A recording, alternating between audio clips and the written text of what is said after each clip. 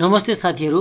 आजको यो भिडियोमा चाहिँ मैले एउटा केस स्टडी लिएर आएको छु यो एभरग्रान्ड क्राइसिसको बारेमा। यो एउटा कम्पनीको नाम हो। एभरग्रान्ड भनेको एउटा चाइनिज कम्पनी हो जसले चाहिँ अपार्टमेन्ट बनाएर जनतालाई बेच्छ। यो यसको एउटा कोर बिजनेस भयो हैन।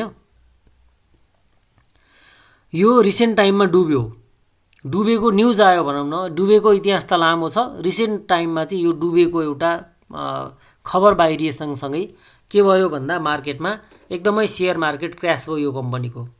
यो मार्केट यो हङकङ स्टक एक्सचेन्जमा यो लिस्टेड छ हैन। यसको तपाईको हेर्नुहुन्छ भने चार्टमा 85% ले डाउन भइसकेको छ यो हैन। यो कुनै समय यो 13, 14, 15, 16, 19, 20 डलर थियो रिसेन्ट टाइममा भनौँ न हैन। अहिले यसको प्राइस भनेको 3 डलरमा झरिसकेको छ। 2.9 डलरमा झरिसकेको छ। लगानीकर्ताहरूको चाहिँ अब खर्बौं डुब्यो। लगानीकर्ता मात्रै हैन, यसमा अब अन्य तरिकाले यो डेब्टबाट पनि यसले फन्ड उठाएको थियो। त्यो डेब्ट पनि लगभग खतरामै छ। र यो एभरग्रान्ड कम्पनी डुबे सँगसँगै हैन, यो डुबे सँगसँगै चाहिँ 2008 मा जस्तै एउटा रिसेसन आउने हो कि विश्वभरि आर्थिक मन्दी आउने हो कि भन्ने चाहिँ एउटा चर्चा परिचर्चा पनि भएको थियो। तैपनि त्यसको इफेक्टहरू चाहिँ देख्न बाँकी नै छ। हेर्दै जाउँ यसले कुन रूप लिन्छ हैन। यो चाहिँ यसको चाहिँ लगभग 35 लाख करोड चाहिँ यो ऋणमा डुबेको छ। यो नेपाली रुपियाँमा भन्दैछु म। 35 लाख करोड चाहिँ यो ऋणमा डुबेको छ अहिले। र अब यसले कसरी यसको चाहिँ उद्धार हुन्छ त्यो चाहिँ अब चिनिया सरकारले के कसरी अगाडि बढिराखेको छ त्यसमा डिपेन्ड हुन्छ। पहिला सुरुमा म तपाईहरुलाई यसको आजको टेबल अफ कन्टेन्ट म दिन चाहन्छु। पहिला यसको हामी यो एभरग्रान्ड कम्पनीको परिचय अनि यो कथा कसरी सुरु भयो हैन, र यसको खराब समय कसरी चलिराखेको छ, खराब समय कसरी सुरु भयो, चाइनिज सरकारको लो यो बिहेभ कस्तो छ यो बारेमा, ब्याङ्क कतिको रेस्पोन्सिबल छ, अनि यो एभरग्रान्ड कम्पनीले के त्यस्तो गल्ती गर्यो र यसको मुख्य गरी दुईवटा गल्ती छ जुन एकदम इम्पोर्टेन्ट छ हैन। यो अहिले आजको यो भिडियोको एउटा मोरलको रूपमा पनि रहेको छ। यसले दुईटा मिस्टेक गरेको छ, त्यसले गर्दा आज यो अवस्थामा आयो।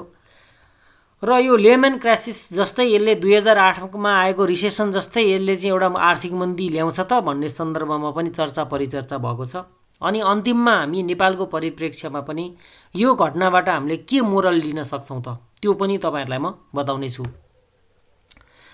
पहिला सुरुमा यसको परिचयतिरै लागौं। पहिला सुरुमा यो डुबेपछि के हुन्छ भन्ने सन्दर्भमा यसको यो कम्पनीको आकार हेरौं है। यो एउटा रियल इस्टेट यो प्रोपर्टी डिलर्स हो चाइनाको। Second largest real estate company हो यो चाइनाको। र तपाईहरुलाई अब अर्को जानकारी दिउँ। चाइनाको जीडीपी को त्यति ठुलो जीडीपी को हैन 30% चाहिँ हिस्सा चाहिँ यो रियल इस्टेट बिजनेसले ओगटेको छ। रियल इस्टेटको पोर्सन भनेको 30% हो। र तपाईहरुलाई अर्को जानकारी दिउँ। यो एभरग्रान्डको हिस्सा 25% अलोन छ। 25% भनेको चाहिँ यो रियल इस्टेट मध्ये चाहिँ 25% चाहिँ यो एभरग्रान्डको छ। हरेक 4वटा अपार्टमेन्ट बिक्दाखेरि एउटा चाहिँ यो एभरग्रान्डको हुन्छ रे के। त्यति ठुलो कम्पनी हो। 53 बिलियन USD यसको इक्विटी रहेको छ। 1,23,000 यसको इम्प्लोइ छ डाइरेक्ट। यसले स्यालेरी दिएर राखेको भनेको चाहिँ 1,23,000। र त्यो भन्दा बाहेक 38 लाख भन्दा बढी चाहिँ यसले रोजगारी सिर्जना गरेको छ चीनमा। र 306 बिलियनको यसको एसेट रहेको छ। यसको मुख्य व्यक्ति भनेको हुइका यान हुन्। यो चाहिँ 1996 मा इस्टाब्लिश भएको कम्पनी हो। Evergrande has 1300 real estate project in 280 cities. यो चाहिँ 280 वटा शहरहरूमा 1300 भन्दा बढी यसको प्रोजेक्ट रनिङ छ। 1300 भन्दा बढी अपार्टमेन्ट त अब भनौं न कति अब कुरै छोडौं न। रियल इस्टेट भन्दा बाहेक अरु पनि प्रोजेक्ट छ यसको फेरि। र यसले चाहिँ अरु 38 लाख कन्ट्र्याक्टरहरुसँग पनि यसले काम गर्छ। र यो भन्दा अगाडिको वर्षको यसको सेल्स भनेको चाहिँ 8 लाख करोड थियो नेपाली। यसको चाहिँ त्यति ठुलो बिजनेस। यो यस्तो ठुलो कम्पनी डुब्दा चाइनामा त यसको असर पर्यो, ग्लोबल मार्केटमा पनि असर पर्यो। जस्तै तपाईँको यसको असर भनेको इन्डियामा परिरहेको थियो। जस्तै रियल इस्टेट बिजनेस डुबिसकेपछि के हुन्छ, त्यहाँ स्टिलहरूको इम्पोर्ट व्यर्थ हुन्छ। नेपालबाट पो चाइनामा केही जाँदैन र हामीलाई असर परेन। यो इन्डियाको त सबभन्दा ठुलो मार्केटै चाइना थियो स्टिलको, टाटा स्टिल भयो अरूहरूको। यता चाइनामा चाहिँ यो रियल इस्टेट कम्पनीमा प्रब्लम आउने बित्तिकै इन्डियाको इन्डेक्समा यो टाटा स्टिल्सको प्राइस चाहिँ 5%ले डाउन भइहाल्यो त्यही दिन। अझ यसले त मान्छेले चर्चा परिचर्चा गरे जस्तो एकदम डामाडोलै अवस्था ल्याएन। अझै अब अवस्था के हुन्छ अब हेर्दै जाउँ होइन।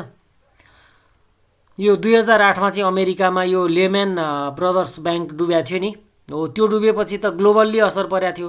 हो त्यसै गरी ग्लोबल्ली पर्ने हो कि भनेर चिन्ता पनि छ झन चाहिँ। यसको पनि हामी अहिले छलफल गर्नेछौँ। अब यो कम्पनीको ब्याड टाइम कहिलेबाट स्टार्ट भयो भन्ने सन्दर्भमा चाहिँ 2000मा पुग्नुपर्छ। अब योभन्दा पनि अगाडि पुग्ने हो भने 1970देखि त चीन त बिस्तारै यो लिबरल इकोनोमिक्समा गएको हो, अर्थतन्त्रलाई अलिकति उदार बनाएको हो होइन। त्यसपछि मान्छेले त्योभन्दा अगाडि त मान्छेले त्यही राज्यको जागिर खाने त हो। त्यसपछि मान्छेले जागिरलाई छोडेर बिजनेस गर्न थाले, पर्सनल बिजनेसलाई पनि अलो गरियो। तीमध्येका एक थिए हुइकायान। यी व्यक्तिले जागिर छोडेर बिजनेस सुरु गरे रियल इस्टेटको है। र सबै कुरा ठिकठाकै थियो त्यति बेला चाहिँ रियल इस्टेटको बिजनेस एकदम बुम फेजमा थियो, एकदमै धेरै बिक्थ्यो, प्रफिट पनि त्यत्तिकै हुने होइन। अनि कोही बिजनेसम्यान छ भन्ने बित्तिकै त्यो चाहिँ अटोमेटिक रियल इस्टेटको भनेर बुझे हुने, त्योभन्दा बाहेक अरू बिजनेसै नहुने, सबै सरकारले अन गरेको सरकारी कि रियल इस्टेट है, त्यस्तो थियो। अब एभरग्रान्ड चाहिँ एकदम यो लोन लिएर बिजनेसलाई चाहिँ एकदम आक्रामक बनाउनमा चाहिँ एकदम माहिर होइन। यो चाहिँ लोन लिनै नडराउने। हेर्नुहोस् त यहाँ 171 ब्याङ्कबाट 121वटा अरू फाइनेन्सियल फर्मबाट जनताबाट चाहिँ यसले लोन लिएर यसले काम गरिराखेको छ। आजको दिनमा भन्नुहुन्छ भने यसको हरेक दिन 3000 करोड नेपाली ऋण बढिराखेको छ। त्यो भएर त यो रिसेसन आउँछ कि भनेर चाहिँ मान्छेले शङ्का गरेको नि होइन। एउटा सामान्य कम्पनी डुब्दा त कसलाई चिन्ता हुन्थ्यो र, यत्रो चर्चा परिचर्चै हुँदैन थियो। अनि यसै बिचमा अब यस्तो सिनारियो आइसकेपछि रियल इस्टेट कम्पनी अब डुब्न थाले होइन। यो डुबेको कहानी पनि म एकैछिनमा आउँछु, यो क्रोनोलोजी अनुसार अलिकति जान्छु एकछिनमा। तर अहिले चाहिँ यो के भइरहेछ, यो करेन्ट सिनारियोमै छु अहिले, पास्टमा अलिकति एकछिनमा जान्छु। सेन्ट्रल ब्याङ्क अफ चाइनाले चाहिँ एउटा नयाँ रुल ल्यायो। रियल इस्टेट कम्पनीले त अब ब्याङ्क डुबाउने भए, ल जसको योभन्दा अगाडि धेरै ऋण छ अब तिनीहरूलाई ऋण नदेऊ भनेर यो 3 रेड रुल भनेर ल्यायो। त्यसले गर्दाखेरि चाहिँ यो एभरग्रान्डले सकेन अब लोन लिन, अब यसको लोन लिने बाटो बन्द भयो है। तर के गर्नु होइन, योसँग अर्को एउटा हतियार थियो। ब्याङ्कले रोकेर के गर्नु, WMP अर्थात् यसले चाहिँ के गर्यो, वेल्थ म्यानेजमेन्ट प्रोडक्ट भनेर एउटा स्किम ल्यायो। यो चाहिँ यहाँको एउटा डिबेन्चर हामी जो भर्छौँ नि, डिबेन्चर पब्लिक डेब्टहरू उठाउने जस्तो हाइपर फन्ड छ नि। तपाईँहरूलाई अझ बुझ्नुपर्दा यो जोसिएल अनि अरू के भन्छन् नि होइन, हाइपर फन्ड जस्तै एउटा स्किम ल्यायो यसले, WMP भन्ने। यसले चाहिँ के भन्यो भन्दा हामी तपाईँहरूलाई 8 देखि 12% फिक्स रिटर्न दिन्छौँ, पैसा हामीलाई देऊ भनेर पब्लिकलाई भन्यो। उठायो पनि, पब्लिकले दिए पनि। अझ पब्लिकलाई त यिनीहरूले जसले इन्भेस्ट गर्छन् तिनीहरूलाई कहिले के गिफ्ट दिने, कहिले होइन यो ब्याग गिफ्ट दिने अथवा एयर प्युरिफायरहरू दिने, अनेक किसिमका गिफ्टहरू दिने के लगानीकर्ताहरूलाई। अनि लगानीकर्ता पनि मक्ख है, त्यो भयो।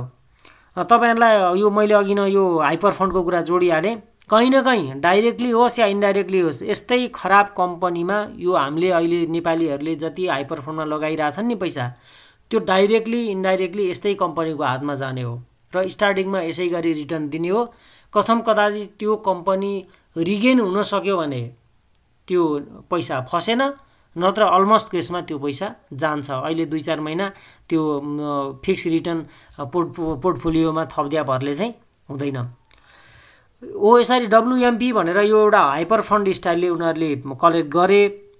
अब ब्याङ्कले ऋण दिन छोड्यो, तर जनतासँग पैसा उठाएर यिनीहरूले के गरे, यिनीहरूले बिजनेस चलाए। एकदमै आक्रामक बिजनेस चलाए। र आजको दिनमा यसको ऋण कति छ थाहा छ? जनरल पब्लिक सहितको 35 लाख करोड यसको ऋण मात्रै छ नेपाली। 35 लाख करोड यसको ऋण छ। अब यहाँसम्मको अवस्था त केही भयो त? उसले ऋण लियो, काम गरिराखेको छ होइन, ठिक। उसले ब्याङ्कले ऋण दिन छोड्यो, तैपनि उसको बिजनेस त अब आक्रामक रूपमा चलिराखेको थियो। भइदियो चाहिँ के त भन्दा, अब अहिले पछिल्लो क्रममा त इभरग्रान्ड कम्पनीले एउटा चिठी लेखेको छ सरकारलाई। त्यो सार्वजनिक भएपछि नै यो काण्ड मच्चेको हो। उनीहरूले चाहिँ हामी अहिले अप्ठ्यारोमा छौँ, प्लिज चाइनिज सरकार हामीलाई हेल्प गर भनेर एउटा चिठी लेखेको थियो। त्यसपछि यो सबै कुरा पर्दाफास भयो।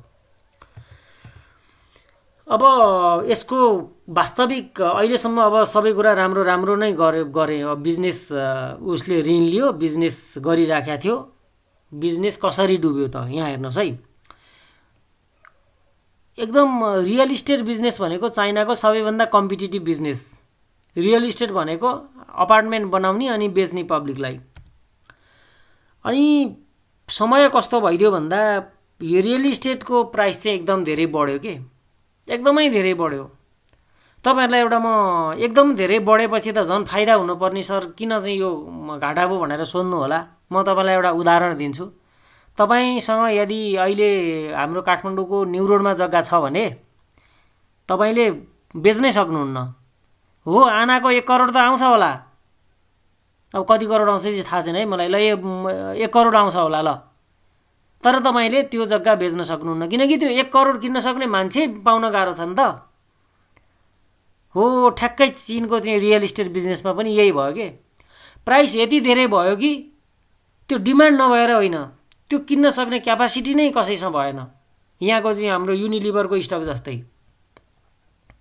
तपाईँसँग चाहिँ 200-400 किता युनिलिभरको छ भने बेच्ने बेलामा त्यो मान्छे हुँदैन, के अरे किन्ने मान्छे हुँदैन नि होइन। 2-4 हजार किता छ भने त झन् त्यो बिक्न एकदम टाइम लाग्छ, त्यो टाइपको होइन। मैले भन्न खोजेको के भन्दा डिमान्ड धेरै त होला। अब न्यु रोडमा जग्गा पाए कोही किन्दैन त, तर के गर्नु, किन्नै सकिँदैन भनेपछि त त्यहाँ त्यो न्यु रोडमा जग्गा किन्न सक्ने मान्छे नै फ्यु छन् नि त। त्यो फ्युले पनि कोहीले कहाँ के गरेका होलान्, कोहीले कहाँ के गरेका होलान् भन्ने बित्तिकै त बिक्दैन। हो, रियल इस्टेट बिजनेस यही भयो। र मान्छेसँग यो अपार्टमेन्ट चाहिँ खर्च गरेर बस्न सक्ने क्षमता भएन। चिनिया सरकारसँग त धेरै पैसा छ, तर त्यहाँका जनता त्यति धेरै धनी छैनन् कि। बिलियनियरहरू त यही 2000 को दशकदेखि जन्मिन थालेका त भन्ने। यो स्टाइलले चाहिँ त्यस्तो भयो। अब उनीहरूको बिजनेस चाहिँ यसै गरी किन्ने मान्छे नभएपछि उनीहरूको बिजनेस डाउन भयो र उनीहरूले चाहिँ एकदम भारी छुट दिएर बेच्न पर्ने भयो। समस्या के थियो भन्दा एक त जिरो बायर थिए, बायरै थिएनन्। अर्को चाहिँ यदि कथम कदाचित कुनै बिके पनि एकदम छुटमा दिएर मात्रै बिगाउनु पर्ने स्थिति आयो। त्यहाँ माथि यस्तो केसमा 800वटा प्रोजेक्ट यिनीहरूले सुरु गरिसकेका थिए तर कम्प्लिट गरेका थिएन नि। त्यो कम्प्लिट गर्न पनि पैसा चाहिरहेको थियो। अब के गर्ने, यता प्रिभियस बिजनेसबाट पैसा छैन, यता चाहिँ अनगोइङ प्रोजेक्टहरू पनि इन्कम्प्लिट छ भनेपछि एकदम फसाद पर्यो यिनीहरूलाई त। अनि यो इभरग्रान्डको एउटा खराब बानी, यिनीहरूले कहिल्यै पनि यो प्रफिटबाट चाहिँ ऋण तिरेनन्। यिनीहरूले ऋण तिरेनन्, बरु बदलामा नयाँ प्रोजेक्टहरू सुरु गर्थे। नयाँ प्रोजेक्ट यदि सुरु नगर्ने हो भने सुरु गरेर पनि बचेको पैसाले चाहिँ यो फाउन्डरहरूले बाँडीचुडी खान्थे। हेर्नुहोस् है, त्यसमा अहिले म पछि आउँछु। र यो अब यो सबै कुराहरू यस्तो भइसकेपछि, यो एउटा फाइनेन्सियल स्ट्याटस एकदम डाउन भइसकेपछि यो हाम्रो यहाँ नेपालको इक्रा नेपाल भने जस्तै यो फिच, यो हङकङ स्टक एक्सचेन्जको रेटिङ गर्ने संस्था हो, यसले चाहिँ B+बाट बीमा झारिदियो। झारिदिएपछि त अनि सेयर मार्केटलाई पुग्यो नि, तहस नहसै भयो सेयर बजार है। अब सबैले चाहिँ यो ब्याङ्कले लोन नदिएर भन्छन्, ब्याङ्कलाई दोष दिन्छन् कि होइन। त्यो ब्याङ्कलाई दोष दिने ठाउँै छैन यहाँ। ब्याङ्कले चाहिँ अहिलेको तत्कालीन कारण चाहिँ होला ब्याङ्कले लोन दिया भए उनीहरूको प्रोजेक्टहरूलाई पैसा पुग्थ्यो होला। तर उनीहरूले चाहिँ के गर्थे भन्दा उनीहरूले जति पनि कमाउँथे नि यो इभरग्रान्डले यसले चाहिँ नयाँ नयाँ बिजनेसमा लगाइदियो कि। जस्तै उदाहरणको लागि यसले एउटा फुटबल टिमै किन्यो, कहिले चाहिँ मार्टिनेजलाई ल्याउने, कहिले चाहिँ ब्राजिलका स्टारहरूलाई ल्याउने होइन। अनि पल के अरे त्यो डिडियर डोग्बादेखि लिएर एकचोटि त यो हाम्रो डेभिड बेकहम पनि गए जस्तो लाग्छ। यो ब्राजिलको के को गए होइन, अब मैले ठ्याक्कै नाम कण्ठ गरिनँ। उनीहरूले चाहिँ त्यो फुटबल टिमलाई एकदम धेरै चाहिँ ठुलो फुटबल टिम किन्यो। एभरग्रान्ड समथिङ नाममै थियो क्यारे। दुई तिन पटक त्यो चाइनाको च्याम्पियन्स लिग पनि जित्यो, चाइनाको त्यो लिग होइन। अनि उनीहरूले अर्को एउटा फुटबल स्टेडियम पनि बनाए विश्वकै ठुलो, जहाँ कि 1 लाख दर्शकले आरामसँग बसेर खेल हेर्न सक्ने। यो 2010मा यिनीहरूले त्यो अलरेडी त्यो प्रोजेक्ट सुरु गरिसकेका थिए। अनि जति इन्कम हुन्छ यही नयाँ नयाँ प्रोजेक्टमा लाउने। फेरि यिनीहरूले चाहिँ अब त्यो मात्रै हो र, इलेक्ट्रोनिक भेहिकल्स, आर्टिफिसियल आइसल्यान्ड, समुद्रको बिचमा हामी कृत्रिम चाहिँ के बनाउँछौँ, आइसल्यान्ड बनाउँछौँ भनेर यिनीहरूले लागे। अनि आफ्नो एउटा जुन रियल इस्टेटको कोर बिजनेस थियो त्योभन्दा बाहिर बाहिर गएर यिनीहरूले लगाउन थाले। त्यसपछि यिनीहरूको बिजनेसमा अब त्यहाँबाट त अहिले तत्काल पैसा आउने कुरो भएन होइन। कोरोनाले फुटबल स्टेडियमबाट आउने इन्कम त सकाइदियो। एक त यो फुटबल स्टेडियम सकिया पनि थिएन, त्यहाँमाथि कोरोनाको टाइममा धेरै अरू हडल्सहरू आयो नि त होइन। भनेपछि यो चाहिँ यसरी डुब्यो। एभरग्रान्डले चाहिँ अब यो साइड बिजनेसबाट केही पनि लिन सकेन, यो एउटा अर्को एउटा यसको त्रुटि भयो। अब यसले गरेका दुईवटा मिस्टेक म यहाँ समअप गर्न चाहन्छु। डाइभर्सिफाइड बिजनेस इरर भयो, यसलाई अनरिलेटेड बिजनेसमा यिनीहरूले पैसा लगाए, त्यहाँबाट समस्या भयो। अर्को चाहिँ यिनीहरूले चाहिँ प्रमोटरहरू जो थिए नि, यिनीहरूको सेयर होल्डरहरू अधिकांश चाहिँ यसका फाउन्डर नै थिए, यही विकन या अनि त्यसपछि अरूहरू होइन। प्रमोटरहरू भएपछि उनीहरूले जति कम्पनीको प्रफिट आउँछ त्यो चाहिँ डिभिडेन्डको रूपमा खाइदिने। कम्पनीको हित चिताउनुभन्दा पर्सनल बेनिफिटमा जब प्रमोटर लाग्छन् नि तब कम्पनी डुब्छ है। उनीहरूले चाहिँ डिभिडेन्ड धेरै बाँडे, तर कम्पनीको रिजर्भ, कम्पनीमा चाहिँ यिनीहरूले यो इन्कम्प्लिटेड प्रोजेक्टहरूलाई चाहिँ त्यत्तिकै छोडेर खाइदिने रहेछन्। यो 2019-20 त यिनीहरूले चाहिँ प्रफिट गरेका थिए कति, जम्मा मात्र 40,000 करोड होइन। तर यिनीहरूले चाहिँ डिभिडेन्डको रूपमा 97,000 करोड खाइदिएका रहेछन् यिनीहरूले है। यो किसिमको एउटा गल्ती चाहिँ यिनीहरूले गरेका रहेछन्। यति गरेपछि त अब सकिएको नि, कमाएको जति सेयर होल्डरलाई बाँडेर सकाइदिने, नयाँ प्रोजेक्ट चाहिँ फेरि पब्लिकबाट पैसा उठाएर चलाउने है। ल यो दुईवटा मिस्टेक चाहिँ यिनीहरूले गरेर अहिले यो अवस्थामा आए। अब यसको ग्लोबल इफेक्ट के पर्छ भन्दा धेरैले 2008को रिसेसनसँग तुलना गरेका छन्। 2008को चाहिँ लेमन ब्रदर क्राइसिस भनेर सर्च गर्नुभयो भने भेटिन्छ, गर्नु होला। लेमन क्राइसिस चाहिँ के थियो भन्दा ग्लोबल इम्प्याक्ट पार्ने खालको थियो। त्यो चाहिँ एउटा ब्याङ्क थियो। अनि अमेरिका त एउटा ओपन इकोनोमी भएको देश, यसको असर चाहिँ विश्वभरि पर्यो। तर चाइनाको चाहिँ एउटा क्लोज इकोनोमी भएको हुनाले अहिलेसम्म ग्लोबल्ली चाहिँ यसको असर परेको छैन। अनि इन्डियाको मेटल इन्डस्ट्री चाहिँ अलिकति असर छ, तर नेपालको चाहिँ खासै चाइनामा एक्सपोर्ट गर्ने त्यस्ता मेटलका कुरा केही पनि छैन। हामीलाई त्यस्तो केही पनि असर गर्दैन नेपाललाई है। अब हामीले यो एउटा डाउनफलबाट के सिक्छौँ भन्दा नि, कम्पनीले कोर बिजनेसभन्दा अरू अनरिलेटेड बिजनेसमा फोकस गरेको भए त्यो राम्रो होइन भन्ने एउटा मोरल यहाँहरूले सिक्नुपर्ने हुन्छ। कम्पनीको डेब्ट राखेर, लोन बाँकी राखेर रिजर्भलाई चाहिँ रित्याएर डिभिडेन्ड दिनु चाहिँ राम्रो होइन रहेछ भनेर हामीले मोरल लिनुपर्ने हुन्छ है। म नेपालको सिनारियोमा टाइअप गर्दाखेरि अब के भन्ने होइन, कम्पनीले जहिले पनि कम्पनीको स्ट्रेन्थ हेर्नुपर्छ फर्स्ट, त्यसपछि मात्रै अनि अरू कुराहरू बाँड्न पर्ने भन्ने चाहिँ एउटा मोरल चाहिँ यहाँबाट पाउन सकिन्छ। अब नेपालको सन्दर्भको कुरै मिल्दैन कि यहाँ त अब के भन्ने होइन, यहाँको सिनारियो अलग छ। अब त्यो छुट्टै तरिकाले चाहिँ विश्लेषण गर्नुपर्ने हुन्छ। अहिले चाहिँ यति बुझौँ कि कम्पनीले आफ्नो स्ट्रेन्थलाई नै पहिलो प्रायोरिटी दिनु राम्रो कुरा हो। होला 1 वर्ष डिभिडेन्ड नपाइएला, तर कम्पनी कोल्याप्स हुनबाट जोगिन सक्छ कतिपय केसमा कम्पनीलाई कोल्याप्स हुनबाट जोगाउनु पर्ने कम्पनीको स्ट्रेन्थलाई कम्पनीको वेल्थलाई चाहिँ अलिकति हेल्थलाई चाहिँ असर गर्न चाहिँ नहुने खालको चाहिँ एक्सन लिनुपर्ने हुन्छ। यही मिस्टेक त गर्यो नि यो अब प्रमोटरहरूले चाहिँ डिभिडेन्डको रूपमा खाइदिने टन्न अनि पब्लिकको पैसा उठाएर चाहिँ बिजनेस एक्सपान्ड गर्ने, त्यसपछि त बिग्रिहाल्यो।